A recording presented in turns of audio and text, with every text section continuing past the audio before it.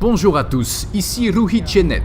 Bienvenue à Hiroshima. Nous sommes le 6 août 1945. Il est 8h15 du matin. L'avion américain Enola Gay a décollé de l'île de Tinian dans le Pacifique en direction d'Hiroshima au Japon avec une ogive nucléaire chargée. Hiroshima était autrefois une ville industrielle et portuaire construite sur le delta d'une rivière dans la mer intérieure de Seto. L'avion a largué l'ogive nucléaire d'une hauteur de 9470 mètres au cœur de la ville et a rapidement fait demi-tour pour s'éloigner de cette dernière. Au bout de 43 secondes, à 8h15, l'ogive nucléaire, à une altitude d'environ 580 mètres et avant même d'atteindre le sol, a explosé au-dessus d'Hiroshima, au moment où les gens se rendaient au travail. En quelques secondes, l'énergie libérée par la fission de l'atome d'uranium a d'abord provoqué un flash lumineux aveuglant, suivi d'une chaleur intense. La température de la Terre a atteint presque 4000 degrés Celsius, et ces tempêtes de flammes ont parcouru entre 426 et 440 mètres par seconde et se sont répandues instantanément au cœur d'Hiroshima. Tout a fondu instantanément, y compris les gens. Environ 80 000 personnes ont perdu la vie en l'espace de quelques secondes.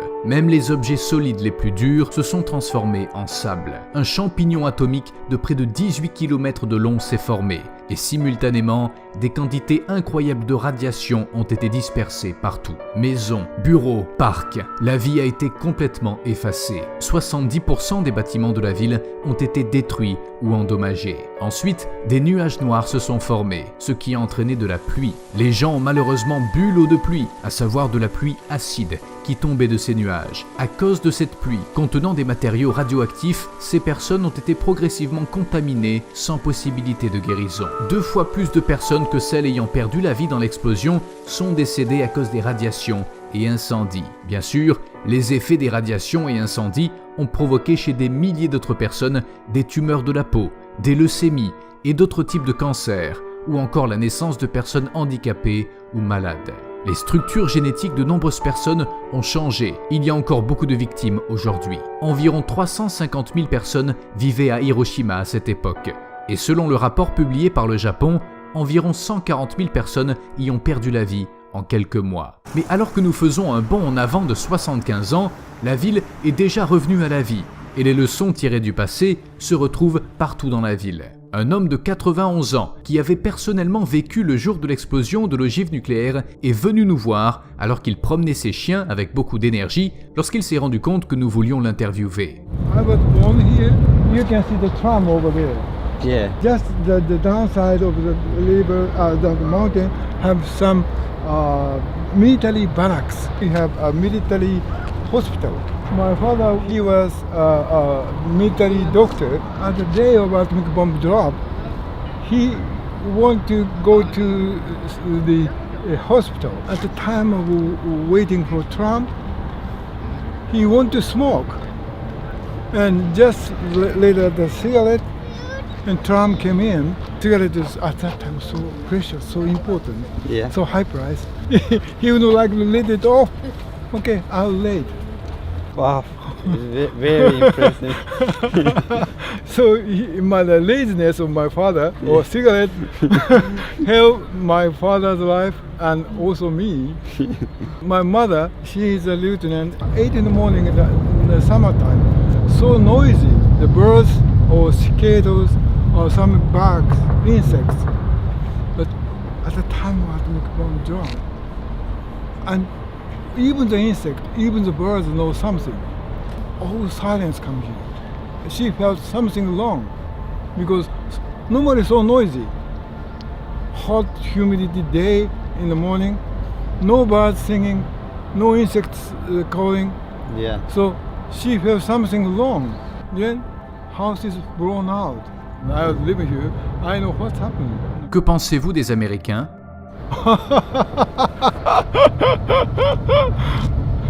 Americans don't like to come here because they feel some guilty. But we haven't said American is bad. Yeah. We didn't say that. Les temps ont changé. Half is our fault. One thing sure is my father and mother doesn't blame any Americans. Ils blâment la guerre. Us. So this is the reason I speak English. When the American army come here, English education is obligation. We have to learn. But when I was 9 years old, my mother insisted me to go to the cram school. So I said, Mom, I don't know what they're talking. I cannot speak even Japanese well.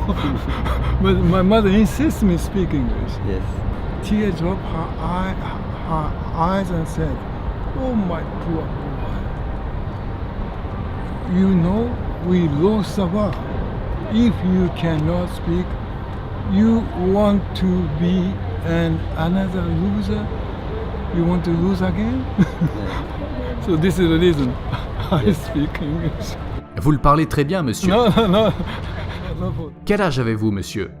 I was 91 or 92. I talk too much? Non. Okay, just wait a minute. Could you follow? This is my name card. My name is Asai. Enchanté de vous rencontrer. And this is my dog. Wow.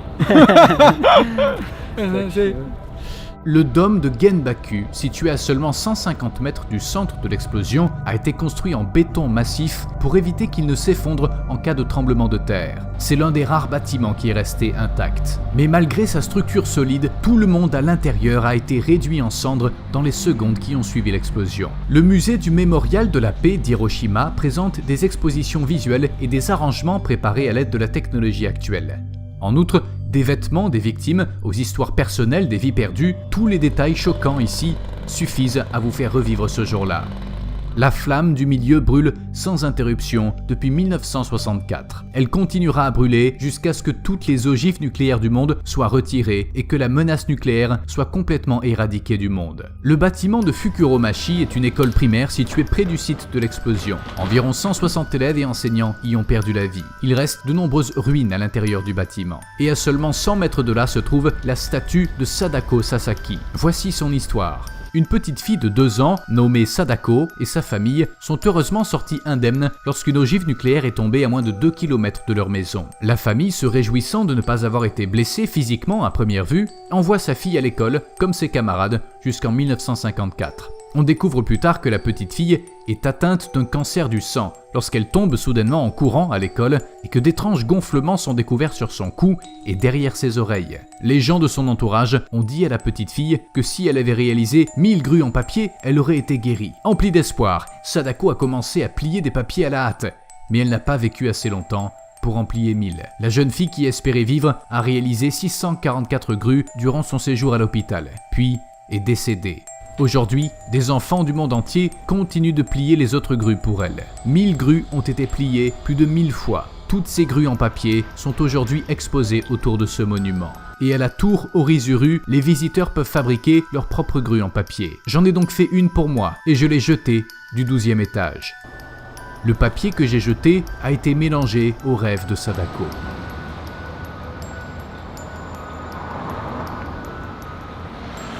Les Japonais n'ont aucune aversion pour les Américains. Ils pensent que l'éducation à la paix dans le monde est importante. Dans les écoles, les enseignants et les manuels scolaires ne blâment pas les Américains, mais la guerre. Ils pensent que c'est la clé pour franchir les prochaines étapes.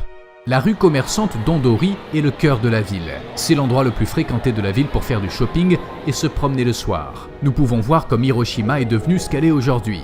Le site de l'explosion nucléaire est devenu un parc florissant entouré de vie. Aujourd'hui, la ville est une métropole dynamique qui compte 1,2 million d'habitants. Elle se développe rapidement en tant que ville portuaire, industrielle et touristique majeure. Tout en apprenant du passé, elle ne reste jamais bloquée sur celui-ci et se concentre sur l'avenir.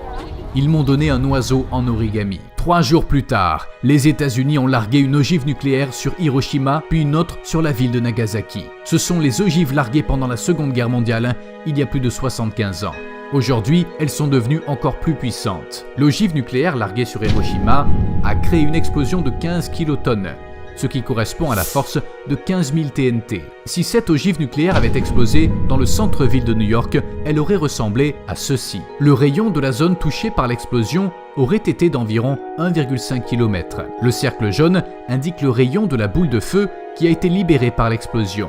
À l'intérieur du cercle rouge, le taux de perte de vie humaine aurait été de presque 100% et toutes les structures en béton auraient été soit complètement détruites, soit gravement endommagées. La plupart des établissements situés à l'intérieur du cercle noir auraient été détruits et il y aurait eu beaucoup de pertes de vie humaine et de blessés. Le cercle orange indique la zone où se sont produites les brûlures radiologiques du 3e degré. Mais le pouvoir destructeur de cette explosion n'est rien comparé à celui de la B-83, l'arme thermonucléaire la plus puissante de l'inventaire américain actuel. La B-83, produite dans les années 70, aurait produit une explosion de 1200 kilotonnes, soit 80 fois la taille de l'explosion d'Hiroshima. Cela correspond à la puissance de 1,2 million de tonnes de TNT. Si elle avait été lancée sur New York, le rayon de la zone touchée par l'explosion aurait été de plus de 11 km. Il existe également la plus grande ogive nucléaire jamais testée par les États-Unis, connue sous le nom d'Opération Castle Bravo en 1954. Celle-ci a produit une explosion de 15 000 kilotonnes, soit plus de 1000 fois l'explosion d'Hiroshima. Si elle avait été lancée sur New York, le rayon de la zone touchée par l'explosion aurait été de plus de 35 km. Cependant, il existe une ogive nucléaire encore plus puissante que cela, celle qui a explosé le 30 octobre 1961. Appelée bombe tsar par l'Union soviétique, elle est la plus grande qui ait jamais explosé. Elle a provoqué une explosion de 50 000 kilotonnes, soit plus de 3300 fois la taille de l'ogive nucléaire larguée sur Hiroshima. Et le champignon atomique qui en a résulté était si haut que tout ce qui se trouvait sur Terre semblait minuscule en comparaison. Si elle avait été lancée sur New York, le rayon de la zone touchée par l'explosion aurait été de plus de 50 km et aurait été visible depuis l'espace.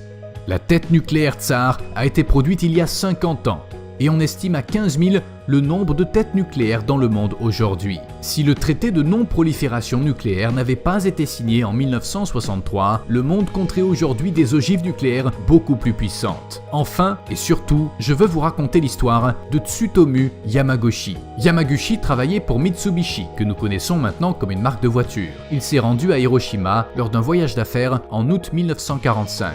S'apercevant qu'il avait oublié le timbre de son billet sur le chemin de la gare, qui était proche du site de la détonation, il est retourné à son bureau, qui était un peu plus éloigné du point de détonation. C'est à ce moment-là qu'il a été témoin de la première ogive nucléaire flottant dans le ciel. Un flash soudain et intense, suivi de l'explosion, lui ont fait éclater le tympan, l'ont rendu temporairement aveugle et ont provoqué de graves brûlures sur le côté gauche de son corps. Mais il est toujours en vie. Il a passé la nuit dans un bunker et ses blessures n'ont pas été soignées. Le lendemain, il s'est traîné tant bien que mal jusqu'à la gare, a quitté Hiroshima et est retourné dans sa ville. Il a finalement pu obtenir des soins pour ses blessures chez lui. Bien que gravement blessé et lourdement bandé, il a informé Mitsubishi 2 jours plus tard qu'il était revenu de son voyage d'affaires à Hiroshima et qu'il pouvait désormais travailler. Le fait qu'il soit allé travailler comme si rien de grave n'était arrivé nous montre la folle éthique du travail japonaise. On peut considérer que Yamaguchi a eu de la chance d'avoir survécu à l'ogive nucléaire d'Hiroshima, mais il n'a pas eu la chance de rentrer chez lui à Nagasaki. Alors qu'il racontait à son directeur sa folle expérience à Hiroshima, Nagasaki a été frappé par la 2e ogive nucléaire jamais larguée au monde. Une fois de plus, il a été confronté à une lueur intense, a vu l'explosion et a survécu pour retourner travailler à nouveau. Merci d'avoir regardé la première vidéo que j'ai tournée au Japon. 2 autres vidéos sur ce pays étonnant suivront. J'ai également tourné des vidéos au Pakistan, à Yakoutsk en Russie et en Tanzanie. Si vous souhaitez nous soutenir, moi et mon équipe, j'ai activé le bouton de participation sur ma chaîne YouTube. Le lien se trouve dans la description. Je continuerai à vous apporter des informations précieuses. C'est à vous de soutenir ces documentaires indépendants avec une approche globale. C'était Ruhi Chenet.